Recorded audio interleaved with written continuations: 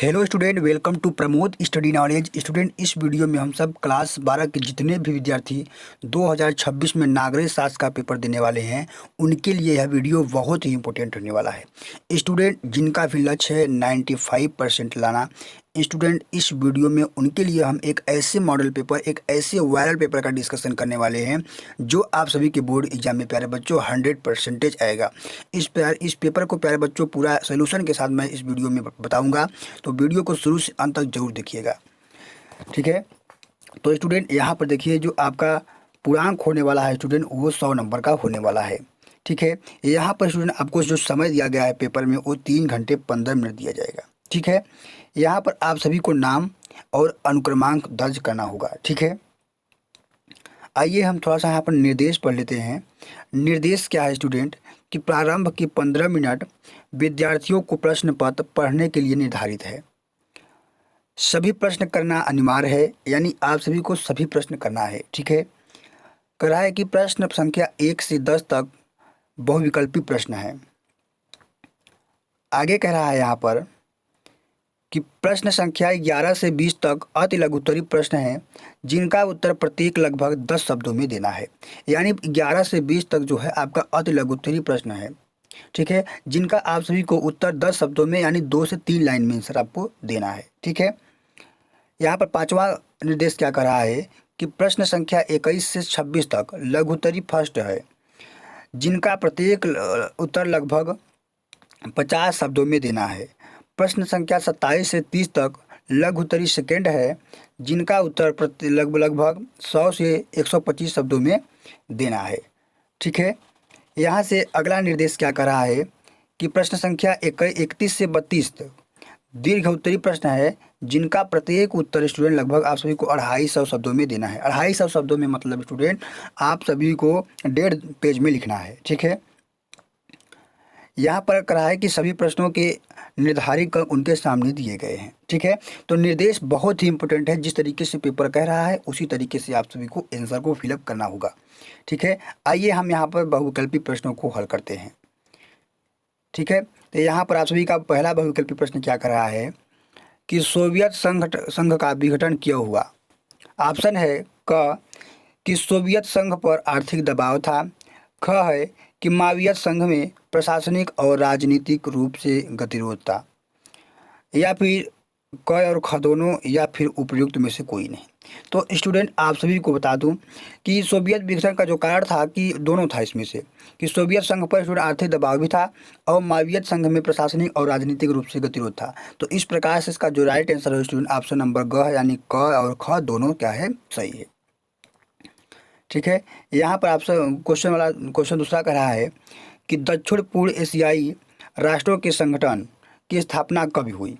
तो स्टूडेंट वो कब हुई, 1967 ईस्वी में हुआ था। कब हुआ था, 1967 ईस्वी में। अगला यहाँ पर क्वेश्चन कह रहा है कि श्रीलंका में बहुसंख्यक वर्ग कौन सा था। तो श्रीलंका में जो बहुसंख्यक वर्ग था स्टूडेंट वो सिंहली था। ठीक है, सिंहली ही श्रीलंका में बहुसंख्यक वर्ग था। चौथा क्वेश्चन यहाँ पर कह रहा है कि बांग्लादेश का संगठन कब हुआ।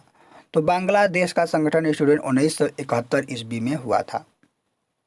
सारे क्वेश्चन इंपॉर्टेंट हैं स्टूडेंट, आप सभी को इस पेपर को डाउनलोड कर लेना है। इस पेपर का पीडीएफ मैं अपने टेलीग्राम चैनल पर दे दूंगा, वहां से डाउनलोड कर लीजिए। और इस चैनल पर यदि आप नए हैं चैनल को सब्सक्राइब जरूर कर लीजिएगा। अगला यहाँ पर क्वेश्चन क्या है स्टूडेंट कि वर्ल्ड सोशल फोरम की चौथी बैठक 2004 में कहाँ हुई थी। तो स्टूडेंट इसकी जो बैठक थी वो मुंबई में हुई थी। कहाँ हुई थी, मुंबई में हुई थी। छठवां वाला क्वेश्चन कह रहा है कि संपूर्ण क्रांति के जनक कौन थे। तो संपूर्ण क्रांति के जो जनक थे स्टूडेंट जयप्रकाश नारायण थे। कौन थे, जयप्रकाश नारायण थे। यहाँ से अगला क्वेश्चन कह रहा है कि राज्य पुनर्गठन अधिनियम के आधार पर 1956 में कितने राज्य बनाए गए थे।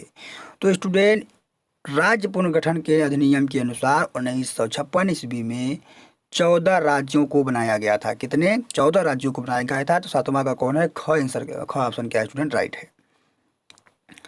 यहाँ से आठवां वाला क्वेश्चन कह रहा है कि 1975 में संविधान किस अनुच्छेद के आधार पर आपातकाल लागू किया गया था। तो स्टूडेंट 322 अनुच्छेद के अनुसार पर। ठीक है, 9वां क्वेश्चन यहाँ पर क्या कर रहा है कि 1984 में ऑपरेशन ब्लू स्टार किस राज्य में चलाया गया था, यानी ये जो नियम था ये किस राज्य में चलाया गया था। तो ये स्टूडेंट ये जो नियम है वो पंजाब में चलाया गया था। कहाँ पर? पंजाब में चलाया गया था। 10वां क्वेश्चन क्या कह रहा है यहाँ पर कि मंडल आयोग का गठन क्यों किया गया था। ऑप्शन है सामाजिक एवं शैक्षिक पिछड़ेपन की व्यापकता का पता लगाने के लिए, ख है कि पिछड़ेपन को दूर करने के लिए उपाय सुझाने के लिए, या फिर क ख और दोनों, या फिर घ में उपर्युक्त में से कोई नहीं। तो स्टूडेंट इसका जो राइट आंसर है ऑप्शन नंबर ग है, यानी क और ख दोनों है इसका राइट आंसर। ठीक है, आइए हम सब अतुलघुत्तरी प्रश्न पर आते हैं। अतुलघुत्तरी प्रश्न में सबसे पहला क्वेश्चन क्या कर रहा है स्टूडेंट, यहाँ पर कह रहा है कि यूरोपीय संघ की स्थापना का क्या उद्देश्य था। ठीक है, तो क्या उद्देश्य था स्टूडेंट, उत्तर में लिखेंगे। बिल्कुल जितना मैं लिखा हूँ स्टूडेंट, इस क्वेश्चन का आंसर उतना ही आप सभी को बोर्ड एग्जाम में लिखना है, 2 से 3 लाइन में। ठीक है, पढ़ाई यूरोपीय संघ की स्थापना का उद्देश्य आर्थिक सहयोग बढ़ाना, व्यापार को सरल बनाना, शांति बनाए रखना, सदस्य देशों के बीच एकता को बढ़ावा देना और नागरिकों को स्वतंत्रता की आज़ादी की सुविधा प्रदान करना था। ठीक है, यही क्या था यूरोपीय संघ क्या उद्देश्य था। अगला क्वेश्चन यहाँ पर है, अगला क्वेश्चन है कि वैश्वीकरण के कारण भारत में उपलब्ध खाद्य पदार्थों में आए परिवर्तन में से किन्हीं 2 का उदाहरण दीजिए। तो उदाहरण में उत्तर में लिखेंगे पहला कि विदेशी फास्ट फूड चैन जैसे मैकडॉनल्ड, पिज्ज़ा हट का प्रसार हुआ था। ठीक है, दूसरा क्या है स्टूडेंट, यहाँ पर दूसरा उदाहरण है कि आयातित खाद्य पदार्थों जैसे कीवी, एवोकाडो की उपलब्धता कराई गई थी। यहाँ पर क्वेश्चन है 13वां वाला, कह रहा है कि विश्व स्वास्थ्य संगठन क्या है, इसका मुख्य उद्देश्य क्या है। तो स्टूडेंट विश्व स्वास्थ्य मतलब वर्ल्ड हेल्थ ऑर्गेनाइजेशन, तो विश्व स्वास्थ्य संगठन संयुक्त राष्ट्र की एक एजेंसी है जो वैश्विक स्वास्थ्य मुद्दों पर काम करती है। इसका मुख्य उद्देश्य है कि विश्व भर में स्वास्थ्य स्तर को सुधारना, बीमारियों को रोकना और अंतर्राष्ट्रीय स्वास्थ्य सहयोग में प्रोत्साहित करना। ठीक है, 14 वाला क्वेश्चन क्या कर रहा है यहाँ पर कि भारत और चीन के मध्य विवाद के 2 कारण लिखिए। तो पहला कारण लिखेंगे कि सीमा विवाद, यानी अरुणाचल प्रदेश और अक्साई के चीन को जो सीमा है उसके कारण। दूसरा है कि चीन पाकिस्तान के साथ सहयोग, भारत के रणनीतियों का हस्तक्षेप। ये क्या है, चीन और भारत के मध्य विवाद का 2 कारण है। यहाँ पर 15 वाला क्वेश्चन करा है, एक संयुक्त राष्ट्र संघ के किन्हीं 2 अंगों का नाम लिखिए। तो उत्तर में लिखेंगे संयुक्त राष्ट्र महासभा और सुरक्षा परिषद। ये क्या है, संयुक्त राष्ट्र संघ के 2 अंग हैं। अगला क्वेश्चन है, अगला क्वेश्चन लिखेंगे 1975 में आपातकाल की घोषणा किसने की थी। तो स्टूडेंट इंदिरा गांधी जी भारत की तत्कालीन प्रधानमंत्री ने किया था। क्या किया था। यहाँ पर अगला क्वेश्चन है, यहाँ पर अगला क्वेश्चन क्या कर रहा है, कह रहा है कि 1975 में संपूर्ण क्रांति की अवधारणा क्या थी। तो उत्तर लिखेंगे संपूर्ण क्रांति जयप्रकाश नारायण द्वारा प्रस्तावित एक सामाजिक और राजनीतिक आंदोलन था जिसमें भ्रष्टाचार, आर्थिक असमानता और राजनीतिक दमन खिलाफ लड़ाई और समाज में व्यापक सुधार का आह्वान किया गया था।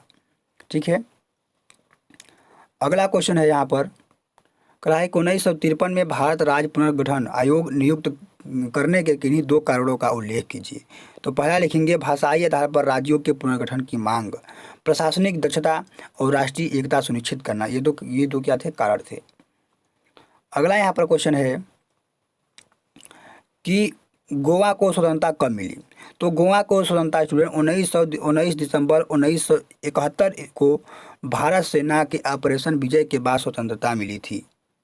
ठीक है, 20वां क्वेश्चन क्या कर रहा है कि मणिपुर की मुख्य समस्या क्या थी। तो मणिपुर की मुख्य समस्याएं उग्रवाद, जाति संघर्ष, विकास में कमी थी। ठीक है, लघु उत्तरी प्रश्न में आएंगे। फर्स्ट में लघु उत्तरी प्रश्न फर्स्ट क्या है, यहाँ पर पहला क्वेश्चन यहाँ पर है कि वैश्विक राजनीति में पर्यावरण की चिंता क्यों आवश्यक है। तो पर्यावरण की चिंता इसलिए आवश्यक है क्योंकि जलवायु परिवर्तन, प्रदूषण, प्राकृतिक संसाधनों का क्षरण और जैव विविधता हानि जैसी समस्याएं वैश्विक हैं और इनका प्रभाव सभी देशों पर पड़ता है। यह समस्याएं सीमाओं तक सीमित नहीं रहती, इनमें इनसे निपटने के लिए अंतर्राष्ट्रीय आयोग और नीतियों का आवश्यकता थी। ठीक है।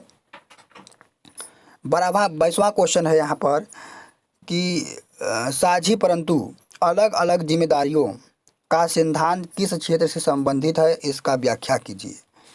तो स्टूडेंट उत्तर में लिखेंगे यह सिद्धांत पर्यावरण संरक्षण जलवायु परिवर्तन से संबंधित है।